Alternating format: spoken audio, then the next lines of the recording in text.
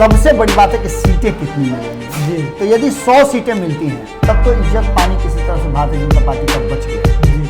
अगर 100 से कम सीटें मिलेंगी तो आप समझ लीजिए कि भारतीय जनता पार्टी के लिए इससे बड़े शर्म की बात नहीं हो सकती है जी। क्योंकि लगातार कहीं ना कहीं भारतीय जनता पार्टी नीतीश कुमार के सामने झुकने के लिए तैयार है और नीतीश कुमार झुकाते चले जा रहे हैं। सुशील मोदी जी, अगर आप सब जगह से घूम करके चले आए और इस दरवाजे पर मत्था नहीं टेके तो आप समझ लीजिए कि टिकट पाने के हकदार कभी नहीं बन सकते। आपको असल जल तो जाकर के यहीं चढ़ाना है। दिल्ली में मोदी, उत्तर प्रदेश में योगी और बिहार में गिरिराज। अब ये बातें कैसे एक्सेप्ट कर लेंगे नीतीश कुमार तो जानते हैं कि इन सब चीज़ों से बड़ा उनको ये है कि उनके सामने कोई खड़ा हो जाए तो फिर उसको नेस्तनाबूद कर देते हैं।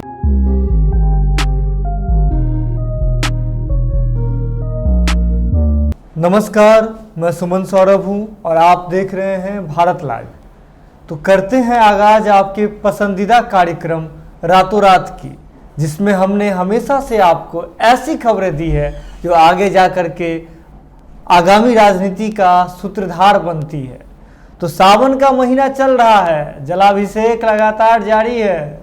तो पिछले 2 दिनों से हमने आपको विधिवत तरीके से, सिलसिलेवार तरीके से, सबसे पहले आपको हमने जेडीयू के पावर सेंटर की बात की कि जेडीयू में जाके कहाँ आपको माथा टेकना है। अगर आप भी टिकटार्थी हैं तो जेडीयू में जाके आपको किन किन दरवाज़ों पे जाके दस्तक देनी है। कल फिर हमने आपको आरजेडी के बारे में बात की कि आरजेडी में जाके आपको कहाँ किन किन दरवाजे पे जाके दस्तक देनी है, कहाँ जाके जलाभिषेक करना है, कहाँ जाके टिकट फल की हाथों में प्राप्ति होगी। तो इसके बारे में हमने आपको जानकारी दी थी। तो अब चलते हैं, अब बारी आ गई है एनडीए के सबसे बड़े घटक दल की। तो एनडीए में सबसे बड़ा घटक दल है बीजेपी। तो बीजेपी में कैसे क्या प्रोसेस होगा, कहाँ जाके जलाभिषेक करना है बीजेपी में, आपको कैसे मिलेगा आपको टिकट, तो ये सारी बातें आज आपको बताई जाएंगी। अगर आप भी हैं बीजेपी के टिकटार्थी की दौर में तो ये खबर बिल्कुल आपके लिए है, ये शो बिल्कुल आपके लिए है। तो हमारे साथ हैं बिहार के जाने माने पत्रकार और राजनीति विशेषज्ञ बाबा। तो बाबा, बीजेपी में कहाँ फल की प्राप्ति होने की उम्मीद है? सुमन, लगातार हम लोग चूँकि चुनाव को अपने नियत समय पर होंगे और ये बातें अब लगभग क्लियर हो चुकी है जी। चुनाव आयोग ने भी अपनी बातें कह दी हैं कि वो पूरी तरह से तैयार है, चुनाव अपने नियत समय पर कराएगा और सत्ता में बैठे लोग भी चाहते हैं कि चुनाव अपने समय पर हो जाए। थोड़ा 19-20 होकर के उन्हें ऐसा लगता है कि सत्ता उनके हाथ में मिल जाएगी। लेकिन सबसे बड़ा जो पेंच है वो ये है सीट शेयरिंग का समझौता करना। आपस में सीट शेयरिंग समझौता को लेकर के तीतर बितर की स्थिति है। आप देख रहे हो कि लगातार कई तरह की बातें सामने आ रही हैं। हम आज चर्चा करेंगे अगर एनडीए की, तो एनडीए के जो सेकंड लीडिंग पार्टी है बिहार विधानसभा में जी, यानी कि हम एनडीए की बात कर रहे हैं। सेकंड लीडिंग पार्टी तो जेडीयू है जी। लेकिन तीसरे नंबर पर रहने वाली पार्टी जो 2015 के वोटों के हिसाब से था वो भारतीय जनता पार्टी है। वो भारतीय जनता पार्टी जो 2014 में एक बड़े मार्जिन से जीत करके केंद्र में अपनी सरकार बनाई थी और 2015 में उसे जबरदस्त झटका भी लगा था बिहार में और उसके विजय रथ को यहाँ लालू प्रसाद और नीतीश कुमार ने रोक दिया था। आज नीतीश कुमार उनके साथ हैं। इसको लेकर के बहुत सारी बातें भी की जा रही हैं। लेकिन 243 सीटों का जो तिलस्म है वो तिलस्म कैसे टूटेगा? सबसे पहले जरूरी यह है कि सीटों का समझौता क्या होगा जी।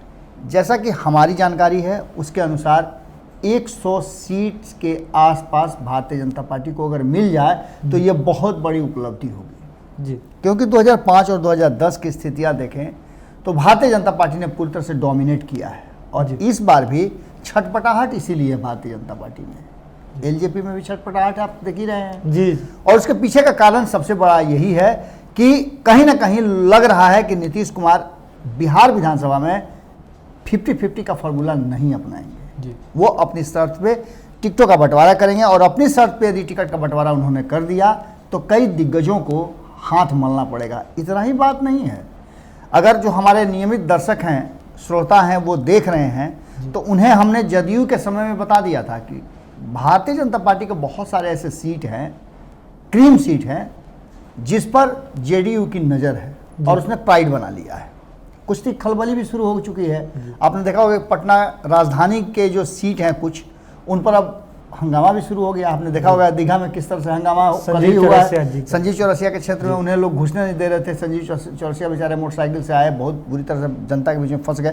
खैर ये सब तो होते रहता है, लेकिन जहाँ तक पावर सेंटर की बात है तो भारतीय जनता पार्टी सहित जितनी भी पार्टियां हैं, जितने भी दल हैं, सब कहते हैं कि हमारी पार्टी पूरी तरह से संवैधानिक पार्टी है जी। हमारी पार्टी में सुचिता है, हमारी पार्टी में समानता है, हमारी पार्टी में सबको समान अवसर दिए जाते हैं। लेकिन जब टिकट की बात आती है तो कुछ तो जातीय समीकरण के नाम से बंटना शुरू हो जाता है जी। क्योंकि इसको नहीं देंगे तो ये नाराज हो जाएगा, उसको नहीं देंगे तो वो नाराज हो जाएगा। इसके बाद कुछ चाहते होते हैं जिनको टिकट देना जरूरी हो जाता है, कुछ पूंजीपति होते हैं, अगर वो नहीं आए तो फिर टिकट चुनाव लड़ाएगा कौन जी। पैसे भी चाहिए। कुछ कहा तो ये जा रहा है कि बहुत सारी ऐसी पार्टियां हैं जो पैसा उगाही के लिए भी दल बना करके रखते हैं जी। तो खैर ये सब बातें तो होती रहती है, लेकिन जब पावर सेंटर की बात होगी तो जिस तरह से आरजेडी में वन मैन आर्मी है लालू प्रसाद यादव, हालांकि अब वो बात नहीं रही वहाँ भी जी। अब भी वहाँ कई पावर सेंटर हो गए, जैसा कि हमने बताया भी था जी। जदयू में भी कहा जाता था कि वन मैन आर्मी है, नीतीश कुमार ही सर्वे सर्वा है, लेकिन वहाँ भी अब स्थितियाँ उस तरह की नहीं रही जी। आपने देखा होगा कई पावर सेंटर वहाँ भी पैदा हो गए हैं। अगर उनकी बात नहीं मानते हैं तो कहीं ना कहीं नीतीश कुमार के लिए मुश्किल हो जाएगा रास्ता जी। प्रशांत किशोर ऐसे व्यक्ति को जो 2015 में कहा जाता है कि नीतीश कुमार के लिए खेवनहार बन के आए थे जी। उनकी नैया तो पार लगा दी, लेकिन अपनी ही नैया डुबा दी है। एक बार फिर से बिहार की राजनीति में उनकी सक्रियता भीतर खाने में नजर आने लगी है और नीतीश कुमार पर हमला भी करने लगे हैं। तो खैर हम आए अब बीजेपी का पावर सेंटर कहाँ है, तो बहुत सारे ऐसे नाम हैं जो चर्चा में हैं, जहाँ लोग माथा टेकना शुरू कर चुके हैं। और ये वो नाम है जो नाम सीधे कहीं ना कहीं केंद्रीय नेतृत्व यानी कि जेपी नड्डा और अमित शाह से बहुत क्लोज है। जेपी नड्डा भले ही पार्टी के अध्यक्ष हों, पर पावर सेंटर का असल जो कुंजी है, जहां से पावर सप्लाई होता है, वो स्पार्क वहीं से मिलता है, अमित शाह के यहाँ से।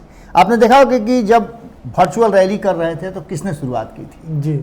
जेपी नड्डा के जगह पर जो अमित शाह हैं उन्होंने शुरुआत किया था और बिहार की जनता के सामने बहुत सारी बातें रखी थी। तो एक तो क्लियर हो गया कि पावर सेंटर कहाँ है, लेकिन उस पावर सेंटर तक आप पहुंचेंगे कैसे जी। ये सबसे बहुत जरूरी चीज़ है। आप टिकट कटा लिए, ट्रेन में पहुंच गए स्टेशन तक, लेकिन ट्रेन में तो बैठना होगा ना, वहाँ टीटी आपके टिकट का चेक करेगा। तो ये प्रक्रिया जो है चलती रहती है। तो इस प्रक्रिया में संजय मयूख का नाम एक बड़ा तेजी से आ रहा है। संजय मयूख अमित शाह के बहुत करीबी आजकल हो गए हैं जी। मीडिया में उनका अच्छा खासा है। आप एमएलसी के चुनाव में भी बिना किसी निष्कंटक उनको एकदम एमएलसी का लड़ाया गया और जीते भी। उसके बाद रविशंकर प्रसाद और नित्यानंद का नाम, दो लोगों का नाम और तेजी से आ रहा है जी।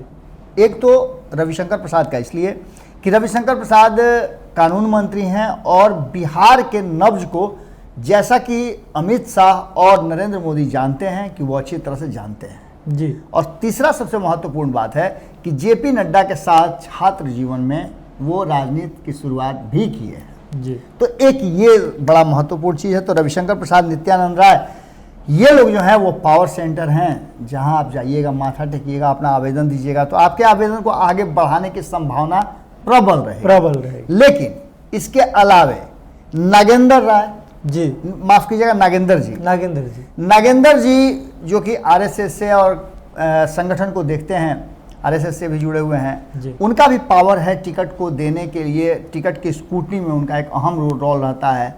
और इनके साथ साथ इन सब पर नकेल कसने के लिए कहीं ना कहीं भूपेंद्र यादव एक तो यादव हैं जो कि बिहार में यादव को जान करके बैठाया गया है कि समीकरण बैठे, और आरजेडी को हड़काने के लिए दो यादवों को रखा गया है। एक आपने देखा होगा कि उधर नित्यानंद राय हैं और इधर दूसरी तरफ भूपेंद्र यादव हैं। ये दोनों ही पावर सेंटर आजकल बने हुए हैं। आपने देखा होगा कि नित्यानंद राय ने बहुत सारी बातें कही, जिस बात पर अभी हाल फिलहाल में राजनीति काफी गर्मा गई थी। चिराग पासवान वाले मुद्दे पर उन्होंने बहुत सारी बातें कही थी। आजकल वो अमित शाह के नजदीक भी हैं, चूंकि उनके राज्य मंत्री हैं जिस विभाग के, गृह विभाग के, गृह विभाग अमित शाह के पास है और उनके राज्य मंत्री हैं, तो इसलिए भी उनका संबंध बहुत नज़दीक का है। लेकिन सुमन, ये समझने वाली बात होगी कि जितने भी पावर सेंटर का हमने नाम लिया जी, ये पावर सेंटर सिर्फ खोखे हैं जी, फुक्का, जिसको फुक्का कहा जाता है ना, ये फुक्का है।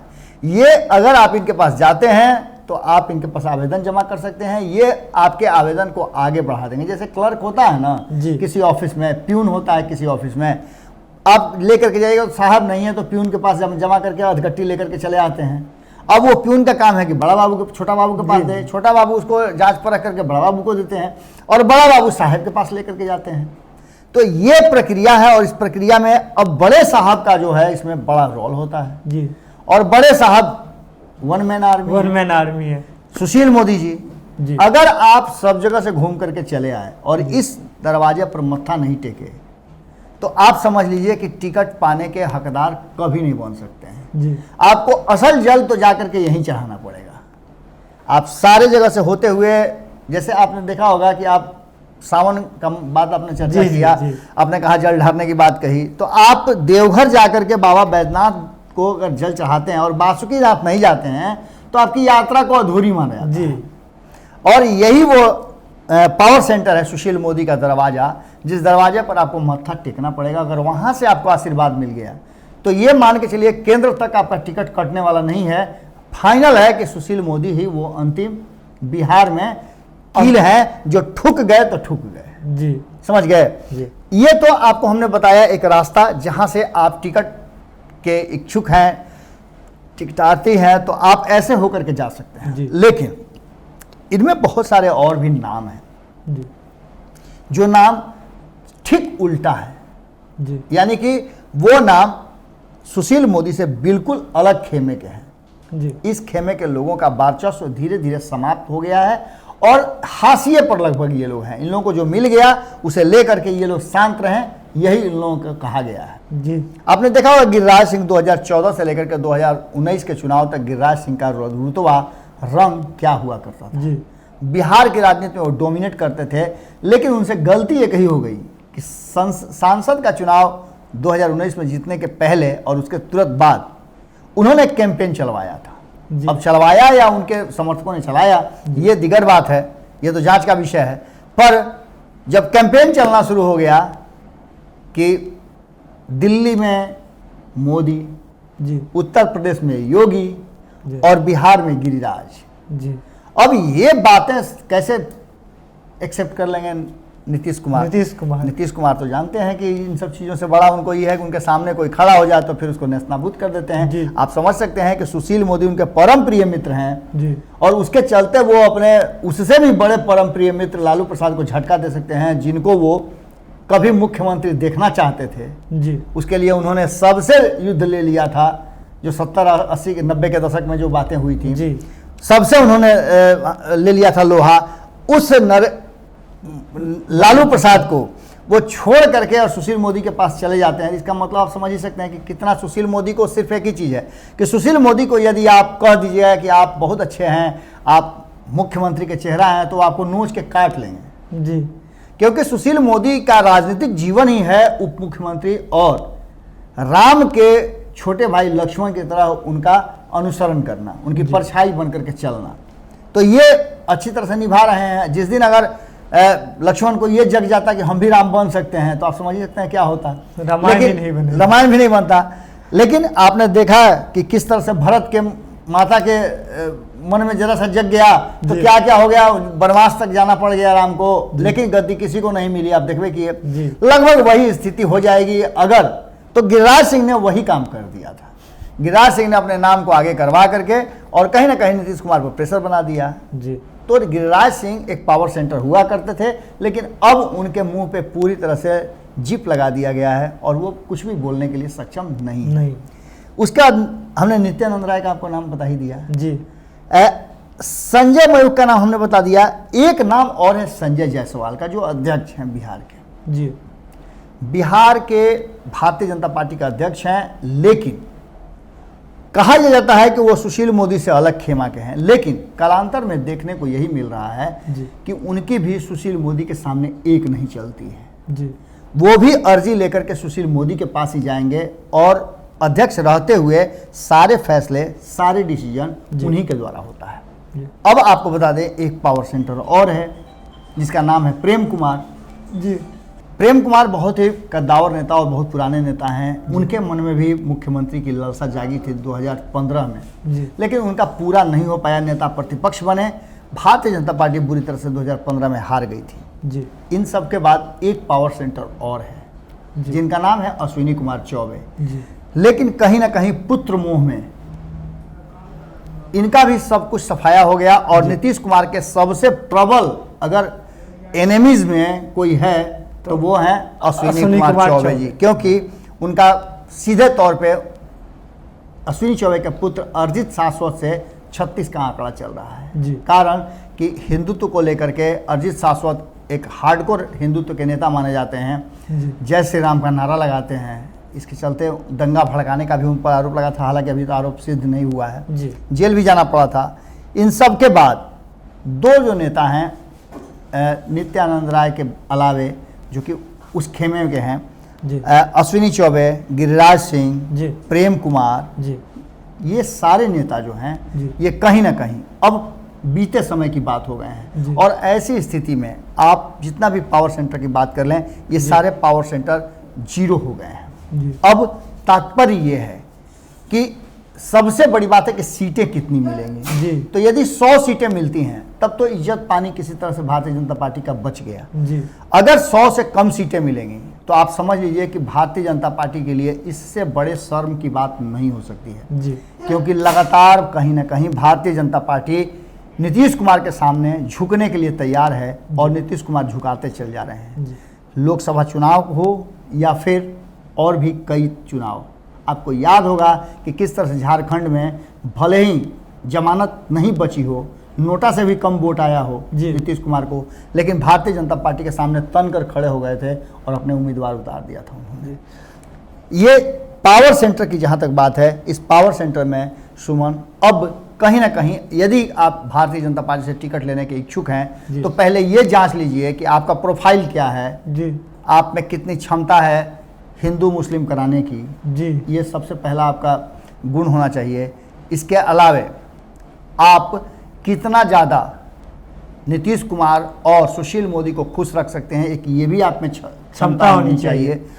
और सुशील मोदी को यदि आप खुश कर लिए और नीतीश कुमार के आप बहुत बड़े समर्थक हैं तो आपका टिकट मिल सकता है। इसमें तो कई नाम ऐसे हैं जो 2017 के बाद नीतीश कुमार पर अगर एक भी हमला किए हैं, उन सारे लोगों की लिस्ट जो है सुशील मोदी और नीतीश कुमार ने बना लिया है और उन सारे लोगों पे गाज गिरना तय माना जा रहा है और उन सब सीटों पर नीतीश कुमार का निगाह भी है। पहले भी हमने आपको बताया था।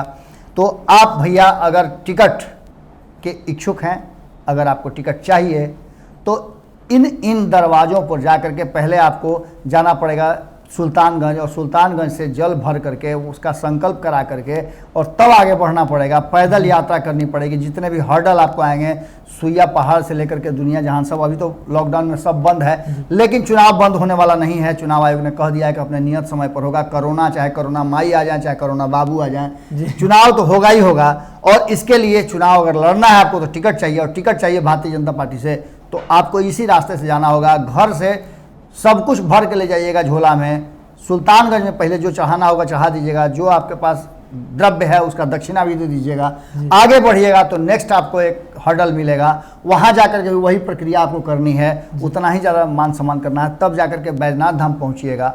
वहाँ जल ढारने के बाद जो भी आपके पास बचा खुचा है उस लगभग सारा चढ़ा देना है और अंतिम आपको बासुकीनाथ जाना है, जहाँ जो भी आपके पास सर्वस्व निछावर कर देना है और तब वहाँ बैठ करके बको ध्यान लगा करके, हे प्रभु एक टिकट की इच्छा है दे दीजिए, आप करते रहिए और आपको तब हो सकता है कि टिकट उधर से मिले, सिंबल मिले और तब आप पटना आइए और आकर के नॉमिनेशन फाइल कीजिए, चुनाव लड़िए। जीत की गारंटी शायद हो या नहीं हो, वो तो आप पर निर्भर करता है। तो बाबा ने आपको ये बात बता दी कि रविशंकर प्रसाद, नित्यानंद राय, नागेंद्र जी और भूपेंद्र यादव सिर्फ नहर का काम कर रहे हैं। नदी की बात करें तो वो सिर्फ और सिर्फ सुशील मोदी हैं। बिहार चुनाव में, बिहार की राजनीति में सुशील मोदी भाजपा की तरफ से नदी का काम कर रहे हैं। अगर आप इस नाव पे, इस नदी में आकर के सवार हो गए तो ये नदी आपको बहा करके टिकट की ओर ले जा सकती है। तो 3 दिनों में आपने रातों रात कार्यक्रम के दौरान अलग अलग पार्टियों के पावर सेंटर के बारे में जाना, उसके हॉटस्पॉट के बारे में जाना, सब कुछ के बारे में जाना, और ऐसे ही लगातार खबरें हम अपने रातों रात कार्यक्रम के दौरान आपको पहले से भी देते आ रहे हैं। अगर अभी तक आपने, जो सबसे ज़रूरी बात है कि अगर अभी तक आपने हमारा चैनल जो है भारत लाइव को सब्सक्राइब नहीं किया है तो आप कर दें, बेल का आइकन दबा दें। ये आप हमें हौसला देते हैं, ये हमारे लिए बहुत ही आवश्यक है। हम ऐसी ही खबरें आप तक लगातार पहुंचाते रहेंगे। तब तक के लिए धन्यवाद। मिलते हैं फिर अगले कार्यक्रम में रातों रात में।